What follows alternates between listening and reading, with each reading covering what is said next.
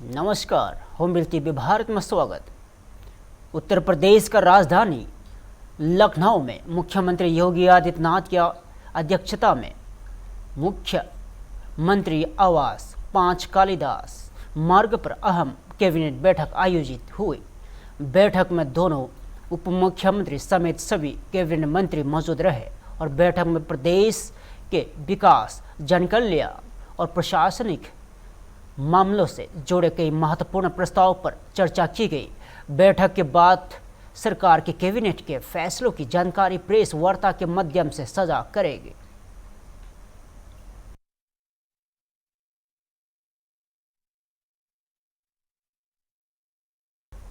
संसद के मानसून सत्र के बीच केंद्रीय संसदीय कार्य राज्य मंत्री किरेन रिजिजू ने नीट परीक्षा के कथित अनियमितताओं और सरकार की कार्रवाई पर बड़ा बयान दिया है। उन्होंने कहा है कि प्रधानमंत्री नरेंद्र मोदी ने स्पष्ट किया है कि गड़बड़ियों की जानकारी मिलते ही सरकार ने तुरंत कार्रवाई की और 13 लोगों को गिरफ्तार कर जेल भेजा गया और छात्रों के भविष्य को प्राथमिकता देते हुए बिना देरी परीक्षा दोबारा कराई गई। और रिजिजू ने कहा है कि भविष्य में पेपर लीक जैसी घटनाओं को रोकने के लिए सख्त व्यवस्था बनाई जा रही है और दोषियों को कड़ी सजा दिलाने के लिए सरकार प्रतिबद्ध है। साथ ही उन्होंने कहा है कि एनडीए मानसून सत्र में देश हित के विधेयकों को पारित कराने के लिए एकजुट है और विपक्ष से भी राष्ट्रीय हित एवं युवाओं के भविष्य को ध्यान में रखते हुए सहयोग की अपील की। नीट के एग्जाम के बारे में आदरणीय प्रधानमंत्री जी ने कहा है कि जब का खबर आए तुरंत सरकार ने कार्रवाई किया और 13 लोगों को अरेस्ट करके जेल में डाल दिया गया है और साथ साथ जो छात्र हैं, स्टूडेंट्स हैं, उनका भविष्य को नुकसान ना हो इसलिए री एग्जामिनेशन नीट का प्राथमिकता दिया गया और री एग्जामिनेशन को सक्सेसफुली, सफलतापूर्वक कंडक्ट किया गया और उसका रिजल्ट निकालने में कोई विलंब नहीं किया।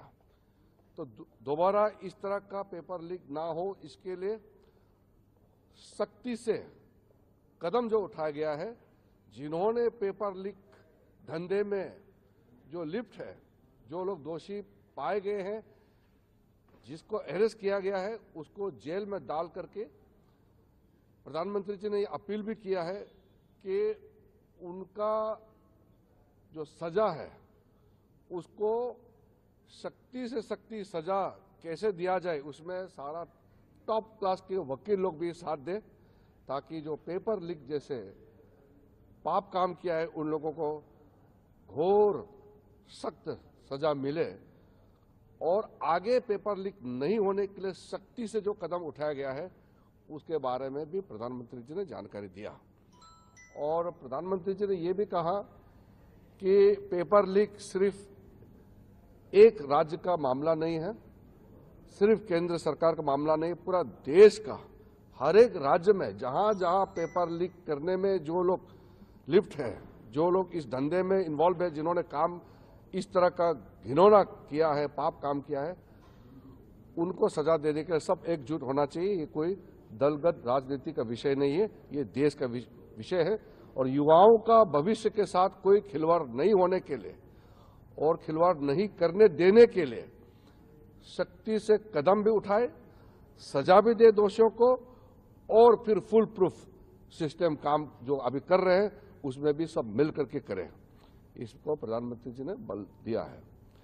और साथ में अभी जो सत्र, जो मानसून सत्र चल रहे हैं उसमें पूरा एनडीए सकारात्मक भूमिका निभाएंगे। हम देश के लिए जो भी बिल्स, बिजनेस लेके आए हैं इसके लिए पूरा एनडीए एकजुट होकर के हम इसको पारित कराएंगे और हम विपक्ष के साथियों से भी हम अनुरोध करते हैं कि हम मतभेद हो सकते हैं अलग अलग पार्टियों का, लेकिन संसद देश के लिए, देश का भविष्य के लिए, युवाओं के लिए काम करे और इसके लिए हम संसद के सदस्य चुन के आए हैं, सब मिलकर के काम करें, इसमें बल दिया। पटना में बसपा के प्रदेश अध्यक्ष संजय सरावगी ने प्रधानमंत्री नरेंद्र मोदी को राहुल गांधी की टिप्पणी को लेकर कांग्रेस पर निशाना साधा। उन्होंने कहा है कि राहुल गांधी लोकसभा में नेता प्रतिपक्ष है और उन्हें यदि कोई मुद्दा उठाना है तो सदन के भीतर उठाना चाहिए। सरावगी ने कहा है कि लोकसभा में मुद्दा उठाना बिना बाहर हंगामा करना किसी भी स्थिति में उचित नहीं है। उन्होंने यह भी दावा किया है कि देश में युवाओं को रोजगार मिल रहा है और सरकार विकास तथा रोजगार सृजन के लिए लगातार काम कर रही है। देखिए, राहुल गांधी लोकसभा में प्रतिपक्ष के नेता है, लेकिन उनकी बातों को कोई गंभीरता से लेता नहीं है। वो लोकसभा में प्रतिपक्ष के नेता हैं, उनको लोकसभा में मामला को उठाना चाहिए, वो जब चाहेंगे उनको समय मिलता है। लेकिन लोकसभा में मामले को नहीं उठाकर हल्ला गुल्ला करना, लोकसभा को बाधित करना, ये किसी हालत में भी उचित नहीं है। और माननीय प्रधानमंत्री जी तो युवाओं के आइकॉन हैं। आज कहां से कहां देश पहुंच गया, आज युवाओं को कितना रोजगार मिल रहा है। युवाओं के आइकॉन हैं आदरणीय प्रधानमंत्री नरेंद्र मोदी जी। राहुल गांधी के कहने से कुछ नहीं होता। आज भारत कहां से कहां पहुंच रहा है। विश्व में आज भारत की स्वीकार्यता सबसे ज्यादा है, आदरणीय प्रधानमंत्री जी की स्वीकार्यता सबसे ज्यादा है। आज देश में 22 राज्यों में भाजपा एनडीए की सरकार है, तो क्या वो राहुल गांधी के कारण है क्या? इसलिए राहुल गांधी जी को कुछ मामले में अगर विरोध है तो उनको लोकसभा में उठाना चाहिए, न कि हल्ला गुल्ला करके आम जनता का समय बाधित करना चाहिए। लोकसभा जब चलता है तो जनहित के मुद्दे को लोग उठाते हैं, उसका निदान होता है। और राहुल गांधी अखबार में बने रहने के लिए, मीडिया में बने रहने के लिए वो गलत हल्ला गुल्ला करके देश का समय खराब कर रहे हैं। कोलकाता में 21 जुलाई शहीद दिवस के अवसर पर बसपा नेता केया घोष ने मुख्यमंत्री ममता बनर्जी और तृणमूल कांग्रेस पर तीखा हमला बोला। केया घोष ने आरोप लगाया है कि शहीद दिवस को वर्षों तक राजनीतिक आयोजन और मनोरंजन का मंच बनाकर रखा गया, जबकि शहीदों और उनके परिवारों के लिए ठोस काम नहीं किया गया। और उन्होंने दावा किया है कि भाजपा सरकार के आने के बाद लोकतांत्रिक तरीके से कार्यक्रम आयोजित हो रहे हैं। और केया घोष ने यह भी आरोप लगाया कि शहीद दिवस से जुड़े मामले की जांच रिपोर्ट वर्षों तक सार्वजनिक नहीं की गई और इस मुद्दे पर प्रकरण में जिम्मेदार लोगों को राजनीतिक संरक्षण दिया गया।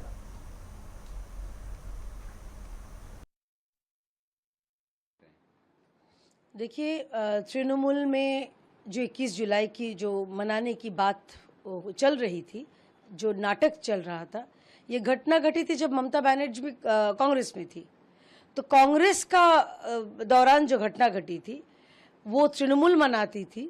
और तृणमूल कैसे मनाती थी? वो पगलू डांस का मंच बना के, उसमें पूरा सीरियल्स के पूरा जो स्टार्स होते थे उनको लाके, और वो हुआ था बीजेपी गाली दो मंच। शहीद के बात वो करती नहीं थी। कितने शहीदों के पास वो खड़ी रही, कितने शहीदों के परिवार को उन्होंने नौकरी दिलाई जब वो सत्ता में थी। तो ममता बनर्जी अब जाके जब सत्ता से वो चली गई, अब 21 जुलाई लेके जो ये टग ऑफ वॉर चल रहा है, ये बहुत शर्मनाक है। मृत तृणमूल, ऋतु तृणमूल, हत तृणमूल, आहत तृणमूल, ये 4 किस्म के तृणमूल अब ये शहीद दिवस मना रही है। और साथ में कांग्रेस को तो बल्कि भारतीय जनता पार्टी की सरकार को धन्यवाद देना चाहिए, क्योंकि इतने साल जब ममता बनर्जी पावर में थी, सत्ता में थी, वो कभी मना नहीं पाए थे अच्छी तरह से।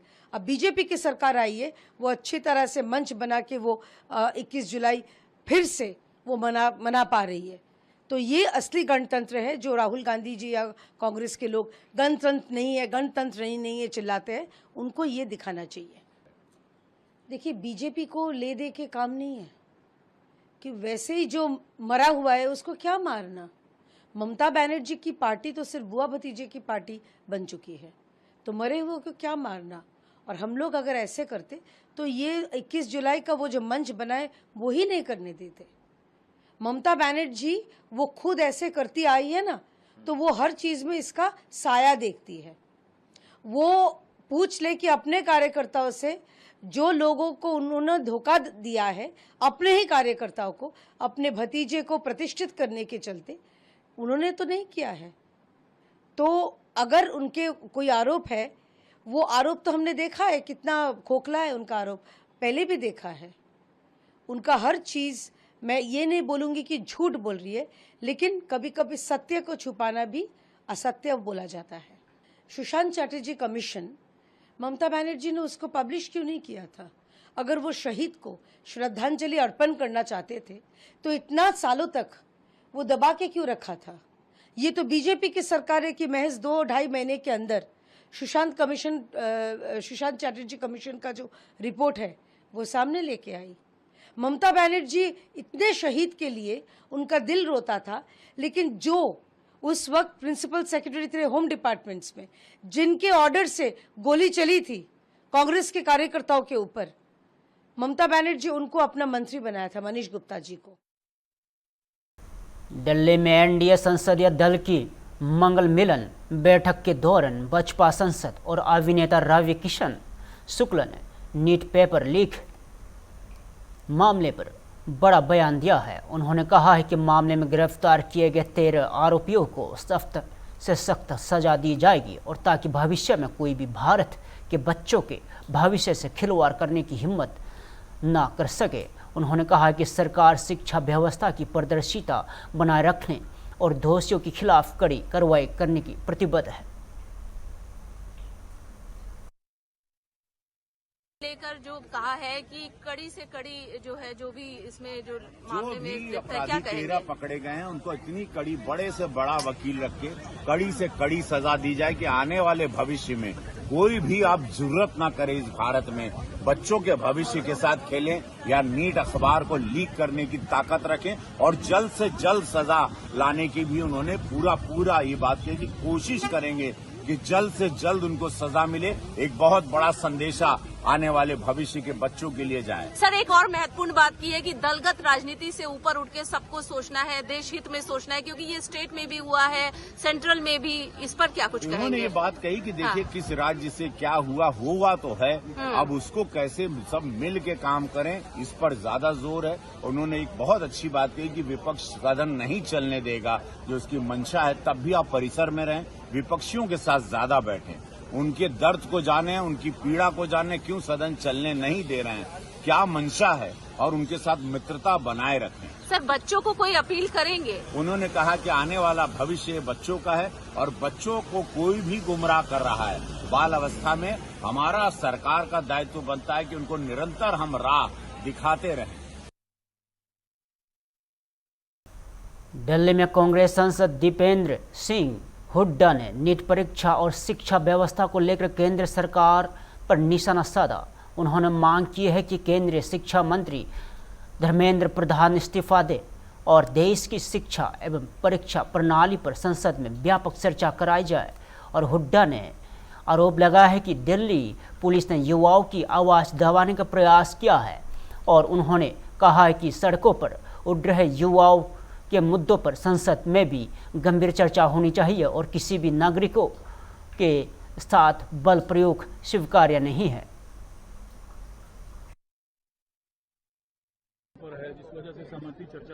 देखिए, हमारी मांग है धर्मेंद्र प्रधान जी इस्तीफा दें और शिक्षा प्रणाली, परीक्षा प्रणाली पे व्यापक चर्चा हो और व्यवस्था परिवर्तन किया जाए। देश की युवाओं की ये मांग है और विपक्ष की भी ये मांग है। जिस तरीके से कल बर्बरतापूर्वक रूप में दिल्ली पुलिस ने युवाओं की आवाज को कुचलने का प्रयास किया, उसको देश स्वीकार नहीं करेगा। मैं पूछना चाहता हूं दिल्ली पुलिस कमिश्नर से, किसने लाठियां, आंसू गैस के गोले और यहां तक कि सिविल ड्रेस में पुलिस कर्मियों को लाठियों के हाथ में लेकर इन बच्चों पर लाठियां चलाने की परमिशन दी? सिविल ड्रेस में किसी को लाठी चलाने की परमिशन नहीं दी जा सकती वैध रूप से। वो परमिशन किसने दी? ये तो कभी देखा नहीं गया। लाठियों के बल पे युवाओं की आवाज नहीं दबाई जा सकती। देश की संसद में जब सड़क पे इस तरह की चिंगारी हो तो देश की संसद में भी आवाज पहुंचेगी। प्रधानमंत्री ने कहा वो युवाओं के साथ हैं। राहुल गांधी ने कहा जो most anti youth prime minister in history like. आपने देखा कल नजारा, कितना युवाओं के साथ थे, उसका नजारा कल दिल्ली की सड़कों कोलकाता में परिवहन भवन से मुख्यमंत्री शिवेंदु अधिकारी ने 50 नई वातानुकूलित पर्यावरण अनुकूल बसों को हरी झंडी दिखाई। इसमें 43 CNG और 7 इलेक्ट्रॉनिक बसें शामिल हैं और मुख्यमंत्री ने कहा है कि राज्य सरकार प्रधानमंत्री नरेंद्र मोदी के विजन के अनुरूप आधुनिक और हरित परिवहन व्यवस्था विकसित करने की दिशा में काम कर रही है। उन्होंने बताया है कि अगले 1 वर्ष में 1000 नई पर्यावरण अनुकूल बसें सड़कों पर उतरी जाएगी। साथ ही जल परिवहन को बढ़ावा देने और सुंदर वन के लिए लग्जरी बोट सेवाएं शुरू करने और वाटर मेट्रो और उड़ान योजना के विस्तार 15 वर्ष से अधिक पुराने वाहनों को चरणबद्ध तरीके से हटाने तथा राज्य में आधुनिक मेट्रो नेटवर्क के विस्तार भी योजना बनाई गई है।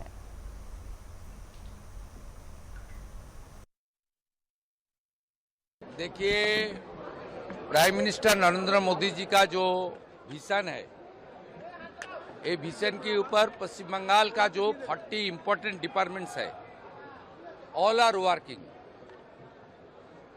हमारा आज 50 बस जो हमारा एनवायरमेंट फ्रेंडली है, 43 CNG, 7 इलेक्ट्रिक व्हीकल, इसका हम लोग आज उद्घाटन किया।